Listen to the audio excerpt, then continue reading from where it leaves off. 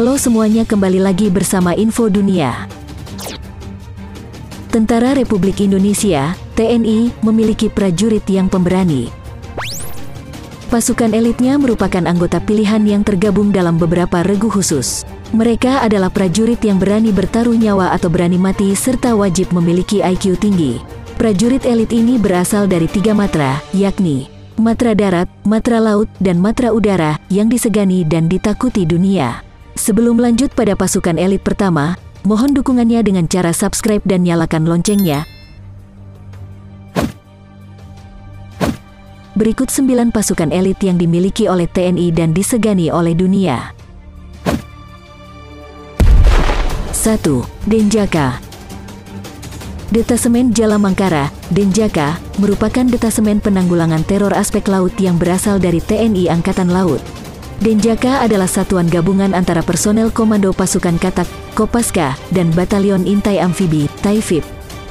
Anggota Denjaka dididik di Bumi Marinir Cilandak, Jakarta Selatan, dan harus menyelesaikan suatu pendidikan yang disebut PTAL, Penanggulangan Teror Aspek Laut. Lama pendidikan untuk menjadi anggota Denjaka adalah 6 bulan.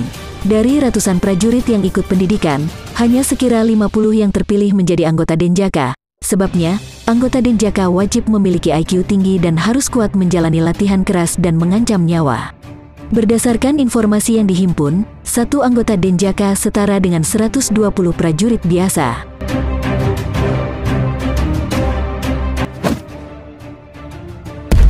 Dua, Yotaifib.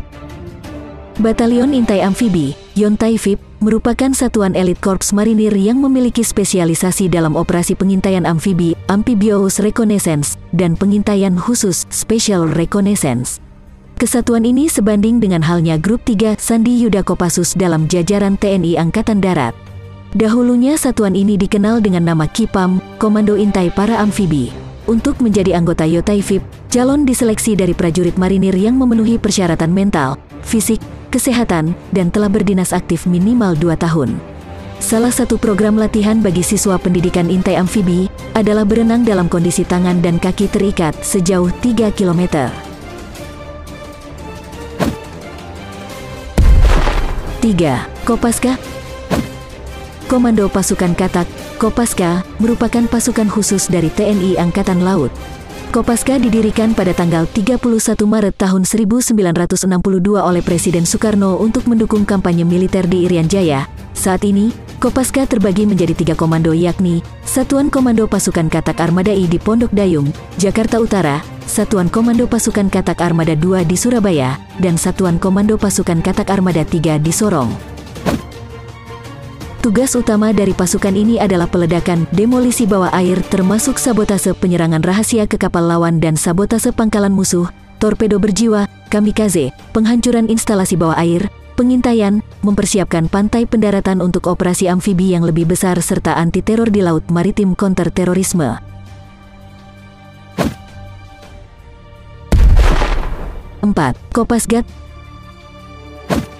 Korps Pasukan Gerak Cepat, Kopasgat, dengan nama sebutan lain Baret Jingga, merupakan pasukan khusus yang dimiliki TNI Angkatan Udara. Kopasgat merupakan satuan tempur darat berkemampuan 3 matra, yaitu udara, laut, darat. Setiap prajurit Kopasgat diharuskan minimal memiliki kualifikasi para komando, Parako, untuk dapat melaksanakan tugas secara profesional, kemudian ditambahkan kemampuan khusus kematraudaraan sesuai dengan spesialisasinya. Kopasgat mempunyai ciri khas tugas tambahan yang tidak dimiliki oleh pasukan lain, yaitu operasi pembentukan dan pengoperasian pangkalan udara depan, yaitu merebut dan mempertahankan pangkalan dan untuk selanjutnya menyiapkan pendaratan pesawat dan penerjunan pasukan kawan.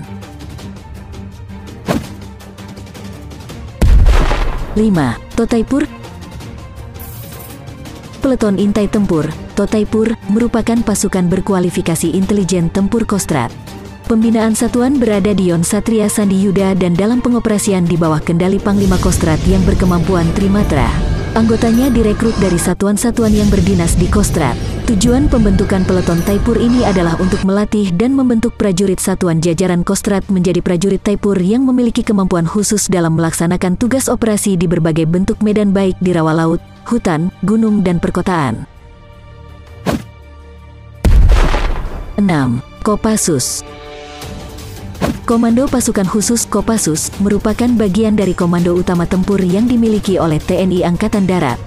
Kopassus memiliki kemampuan khusus seperti bergerak cepat di setiap medan, menembak dengan tepat, pengintaian, dan anti-teror.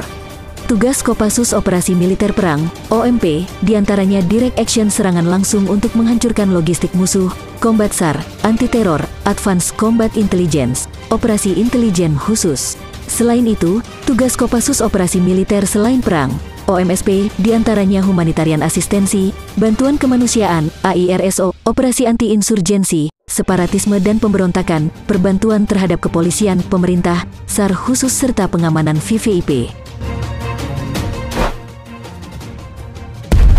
7. Batalion Raider. Batalion Raider adalah salah satu batalion pasukan elit infanteri Tentara Nasional Indonesia, TNI. 10 batalion Raider yang diresmikan pada tanggal 22 Desember tahun 2003 itu, dibentuk dengan membekukan 8 Yonif pemukul Kodam dan 2 Yonif Kostrat.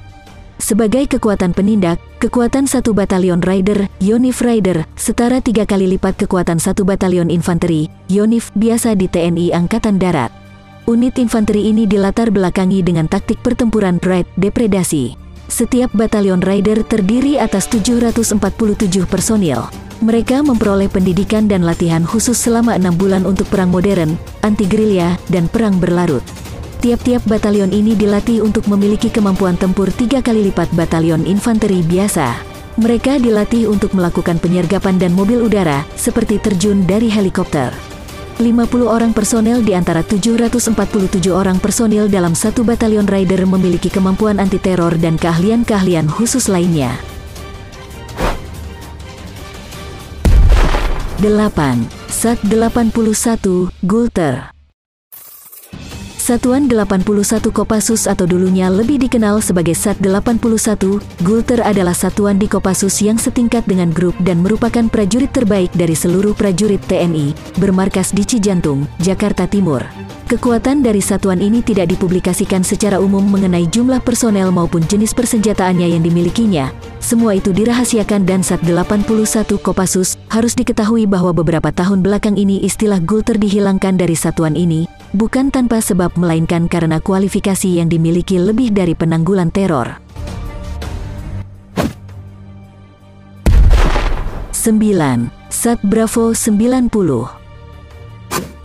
Satuan Bravo 90, Sat Bravo 90, yang sebelumnya bernama Den Bravo 90 adalah satuan pelaksana operasi khusus Korps Pasukan Gerak Cepat yang berkedudukan langsung di bawah Dang Kopasgat.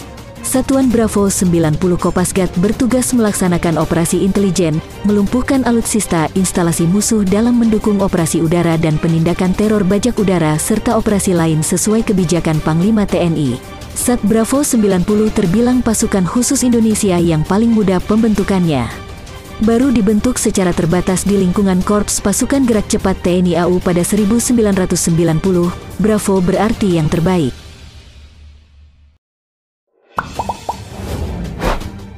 Bagaimana menurut kalian, 9 pasukan elit milik Tentara Nasional Indonesia? Kita harus bangga, jangan lupa subscribe.